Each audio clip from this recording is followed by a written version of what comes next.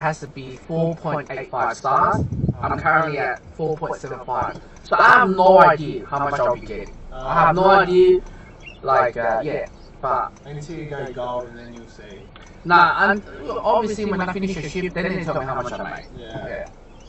Man, oh, fuck. Hopefully there's someone coming back into the city. Look, I need to head to Doncaster around 9 o'clock. Yeah.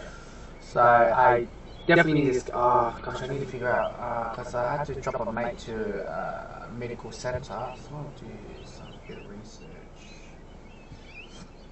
Man, 1 hour, shit. Okay, I'll do 1 hour with you. So what do you do for a living? I'm a plumber. Gosh, man, that's everyone's money dream. Yeah. Is it time to be like that, or what do you reckon in your field? Yeah, it's good. I got out of it for a bit, but I was sick of it, and then I missed it, so... You missed it? Yeah. Alright, so it was supposed to be a 1 hour, a bit more, this video clip. I don't know why my dash cam is unable, like I'm seeing missing files, so they couldn't save it. So I've changed the settings from 4K to 10K. No, 1080. Anyways, long story short, this gentleman got in. I wasn't really wanting to get this particular job. It was 40 minutes. And I was like, oh, you know, my mate, and I mentioned medical center. I had to pick him out at 9 o'clock. I'm like, all right. So when I got the job, I'm like, and you know, Brad, who has my consent to release this video, but unfortunately, I don't know what to say because of the recording. Couldn't record it. The entire conversation. It was one of the best conversation I ever had with this whole thing. So I'm just gonna take off that rotating. All right. Anyway, so let's get to this topic. So it was the most fascinating. He's a plumber. He's been telling me he's working in a commercial, good money, range around $50 to $65. Boss quoted for $150 or $200, and you know he gets a cut like $50 or $65. He's an employee, not an employer, and you know he's dropped off the car to be serviced, the company car, and you know it tells me a bit that, and he's been telling me in 2 days he'll be flying to South Australia. Now, a bit about him, like I said, I'm just a driver, just, you know, X, Y, and Z. And I asked him, oh, so, you know, he grew up in Mount Gambier, which is a border on South Australia and Victoria. He wants to move back to Adelaide so he can get a bit closure with the sun. Now, short story short, he got a girl pregnant, and because you know many men or our fathers doesn't tell us, look, when they in the pregnancy phase or after pregnancy, they have, you know, the hormones played up a lot, and you know men should, you know, should sit by and just cop it and just don't react. But for him, his scenario, he walked out the relationship. His boy is 2 years old, and I'm so gutted. You have no idea how gutted am I not to have this clip to be shown an hour. This is the best clip I ever had. I just couldn't believe it. I nearly teared up as well because, for those who don't know, I was separated with my partner. I think my daughter was 2 years old. I don't know, yeah, two something in the about to be 2 and then 3 years old. And 1 year, all right, just a 1 year separation. And I told him about the journey, what's it like, and he said the same thing about the whole thing. And it was gone to the stage where I was like, oh man, I should give this guy a bit of heads up. He tells me about his current relationship. He's in an open relationship with his girlfriend. Is you know, has an open relationship which he accepts.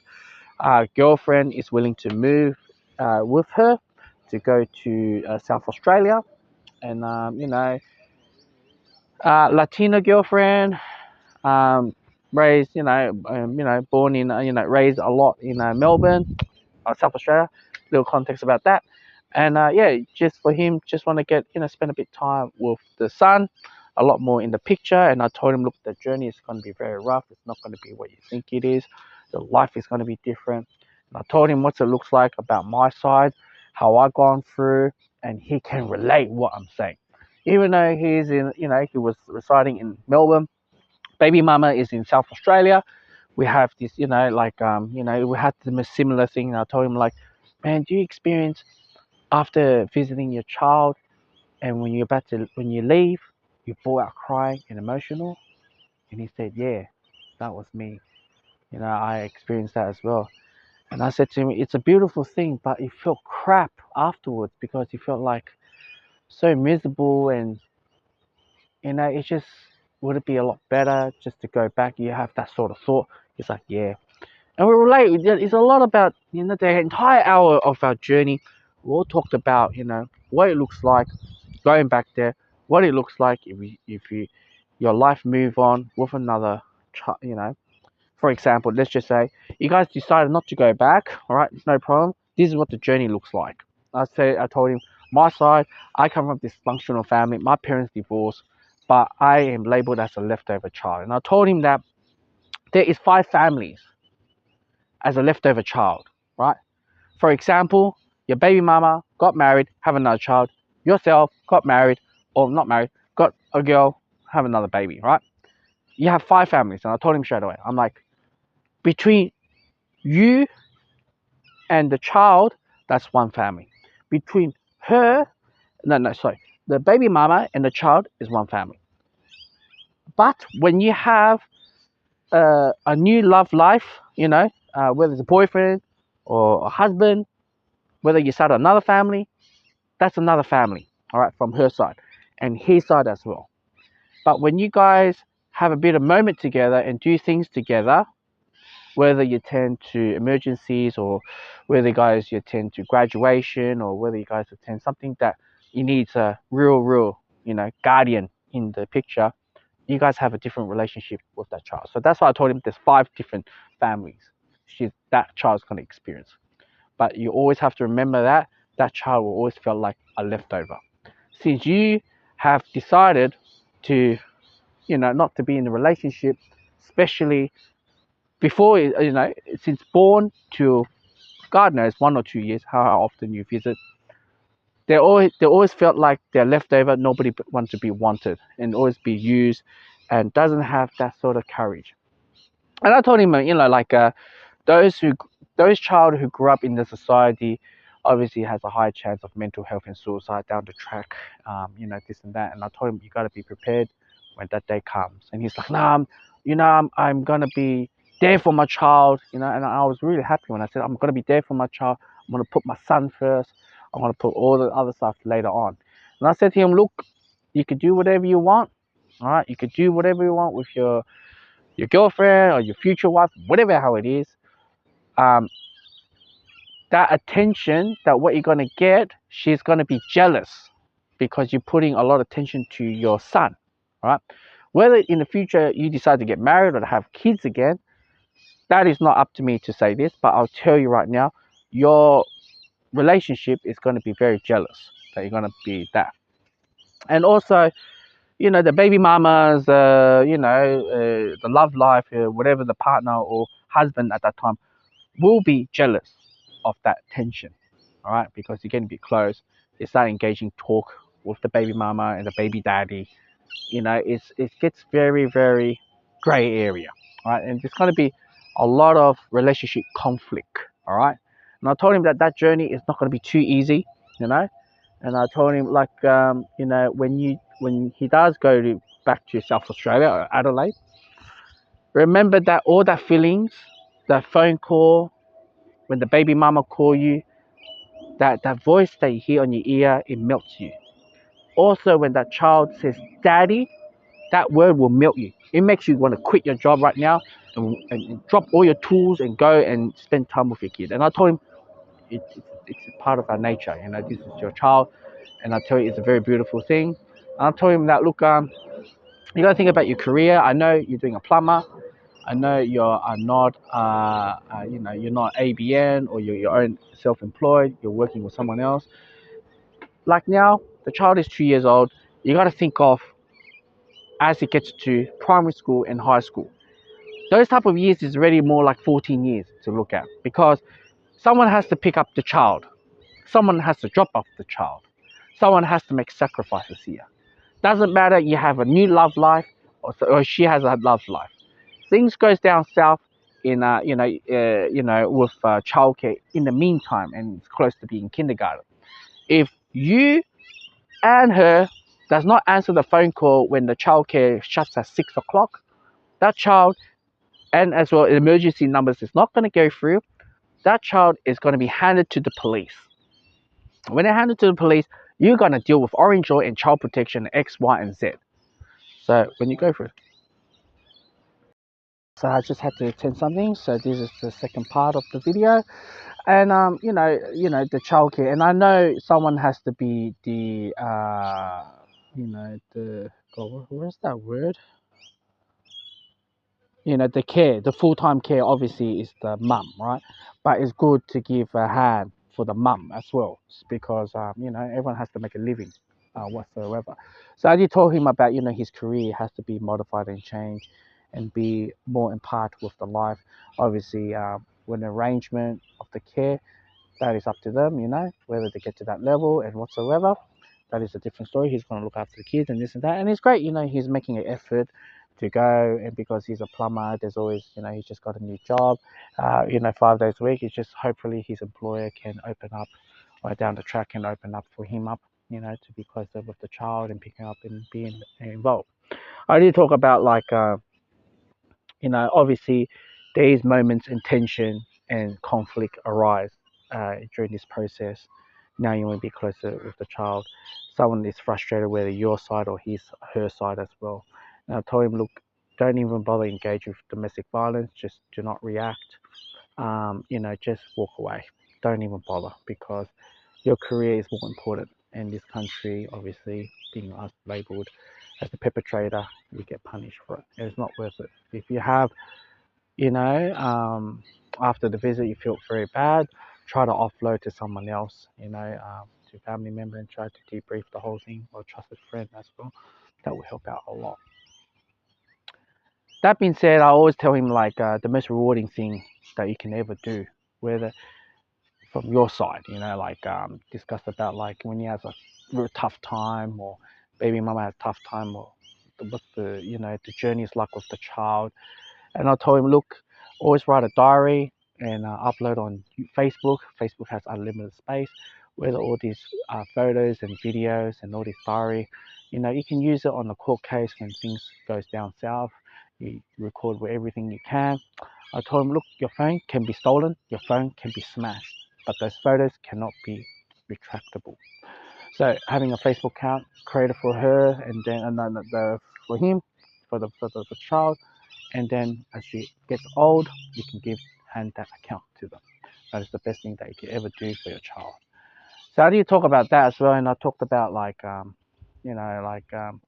when you two decided to get back together, there will be a lot of conflict going on. It's not going to be a smooth journey. Whatever what her family says about you and her, whatever what your family says about you and her as well, or him and her, both sides, just remember it's not going to be a smooth journey. It's going to be very, very bloody. It's very brutal. What matters most is what you and her in the household raising that child. All right, whether you guys decide to be living separate rooms or be together, just remember you're doing this for the child, because at the end of the day, those voices, they try to destroy your relationship. They are not the one is going to raise your kids every day, or picking up your child every day, or paying your bills every day. All right, I told him that it's not going to be an easy journey. You got to suck it up. If you're really sincerely for the child, do for the best.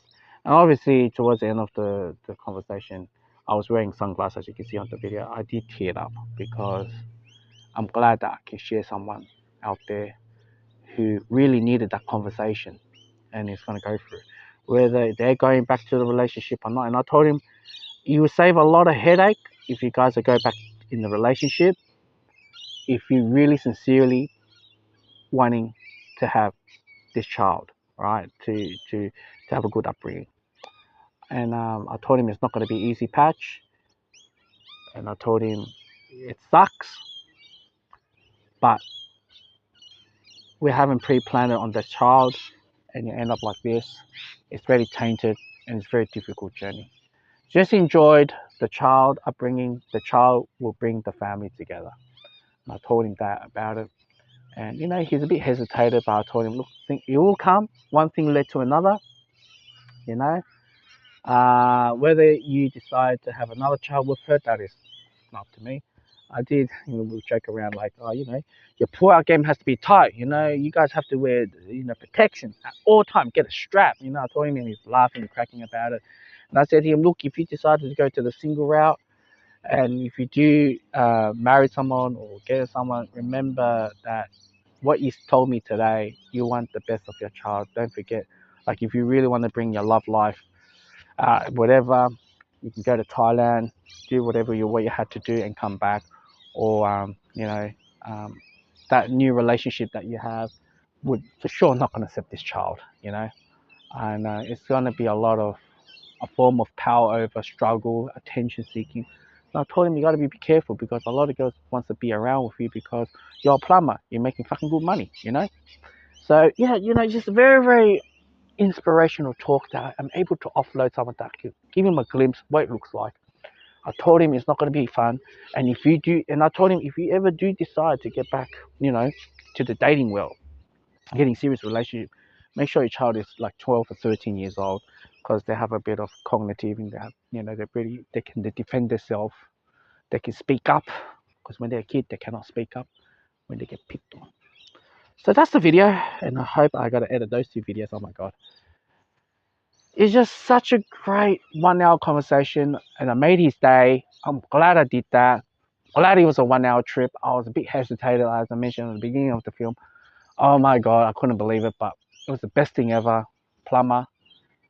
Brad, I haven't got your contact details, whatever. I hope you're well. I hope I can see you in the near future. I don't think I'll ever do it because I'm an Uber driver. But yeah, man, I hope things work out between you and your child, man. Like, whatever what you do you, my friend. Most important part is when I did talk about like I'm gone back with my partner and I've gone through the 1 year separation and how much he has destroyed my mentally, and yeah, it just couldn't get me out of it. That lit up his eyes and see it, find a little bit hope sense of it. So yeah, it's very interesting, you know, guys. We do seeking this type of conversation and looking back at it. And I told him like, look, when you do go back, there will be family members, whether your side or her side. It's going to make your life very miserable. It will put you down, right? Put your shame right in front of everyone. Every single time you meet them, you just shut your mouth and just be yourself. And like I said, I mentioned it earlier in the video, if you have to offload some friend about it, and then next day you move on, you grind even harder because they're not the one that's going to pay your bills and raise your child.